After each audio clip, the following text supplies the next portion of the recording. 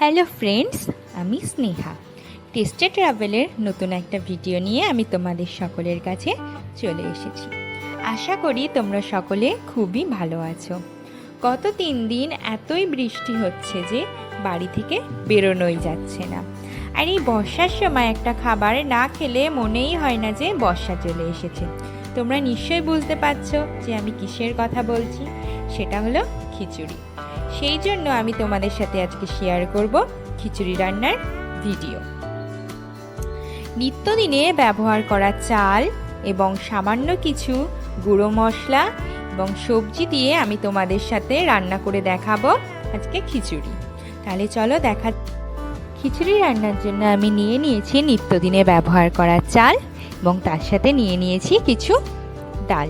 সেগুলো হলো মুগের ডাল, মটর ডাল এবং মুসুর ডাল। আর খিচুড়ির মশলার জন্য নিয়ে নিয়েছি কিছু মশলা।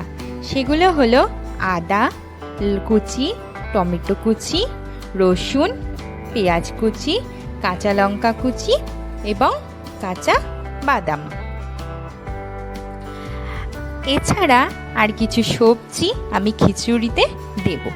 সেগুলো হলো কুমড়ো, আলু এবং সয়াবিন। এই উপকরণ আর সামান্য কিছু গুঁড়ো মশলা দিয়ে আজকে তোমাদের রান্না করে দেখাবো খুব সুস্বাদু স্বাদের একটি খিচুড়ি রান্না। এবার আমি মশলাগুলোকে খুব ভালো করে শিলনোড়াতে বেটে নিয়েছি। এর মধ্যে রয়েছে আদা, কাঁচা লঙ্কা, পেঁয়াজ এবং রসুন। হাঁড়িতে জল গরম করে তার মধ্যে দিয়ে দিলাম চাল। এবার খালি কড়াইতে মুগের ডাল আর মুসুর ডালগুলোকে ভালো করে ভেজে নেব।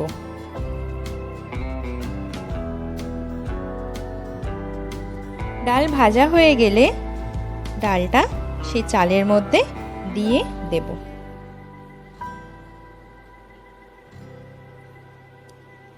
কড়াই বসিয়ে তাতে সর্ষের তেল গরম হতে দেব আলু আর কুমড়োগুলো ভাজার জন্য।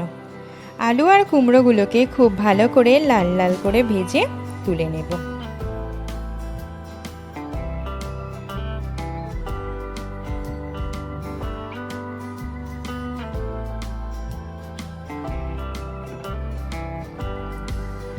এবার আমি আলু ভাজার তেলে জিরে,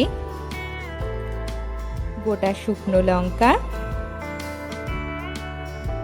এবং তেজপাতা ফোড়নের জন্য দিয়ে দেব।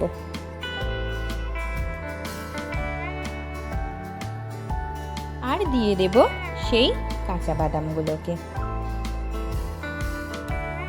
এবার খিচুড়ির মশলাটা করার জন্য দিয়ে দেব টমেটো কুচি,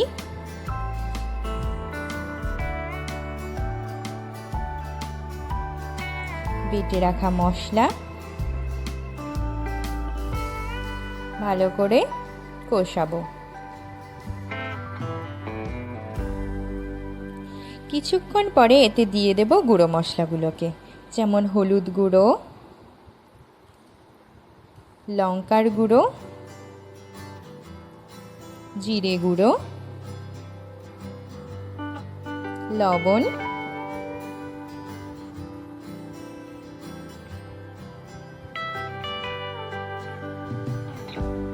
চিনি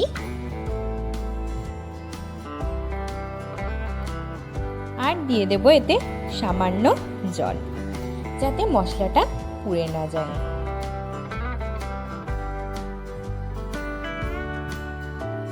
এবার মশলাটাকে আমি 2 থেকে 5 মিনিট ভালো করে কষাবো।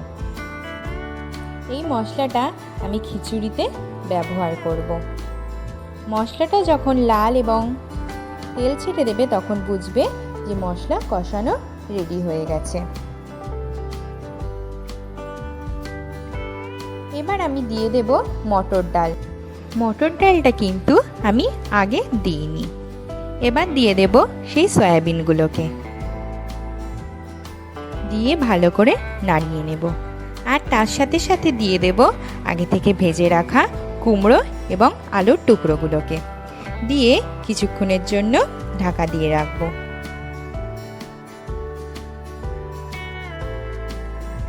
আর দিয়ে দেব যে মশলাটা আমি রেডি করে রেখে দিয়েছিলাম সেটাকে।